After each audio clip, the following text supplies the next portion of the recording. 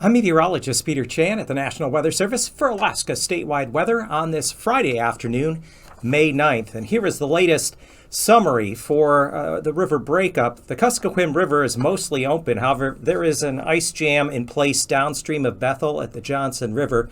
And this is currently causing minor flooding at Napakiak, and the high water also being observed in Bethel. Once this ice jam releases, water levels are expected to drop quickly, but they could be persistent for a while, just given the nature of the amount of ice there and the water that can back up over the next day or so.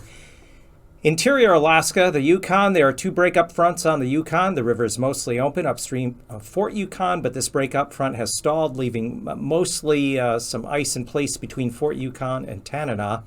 The mild temperatures and minimal inflow from the tributaries could allow this ice to stay in place for a while, so the flood threat is lower there. The Tanana River is open on the middle Yukon. Ice ran for hours past Galena and Koyukuk on Thursday evening, May 8th.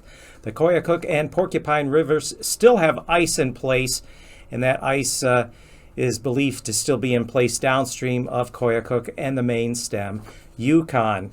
Otherwise, as we look further out, we have a lot of snowpack up in the White Mountains and the streams draining into that off of that region north of Fairbanks, including the Chena River upstream of the Moose Creek Dam, which have an elevated risk of snowmelt flooding later this month due to the well above average snowpack in these headwaters. Otherwise, through the course of this weekend, a stronger low pressure will cross the central Aleutians and pull up into the central Bering Sea by Monday. A strong front that has gusty winds and mainly rain along it will sweep across the Aleutians up the Alaska Peninsula and along the southwest coast. The Bristol Bay, Kuskokwim, Yukon deltas pushing inland across the southwest interior and up into the Gulf, that eventually brings some wetter weather into the Anchorage Bowl and areas of south central. But in the meantime, it's going to be a very pleasant weekend across much of the interior and south central. Sunshine and some temperatures will be up near 60. For Alaska statewide weather, I'm Peter Chan.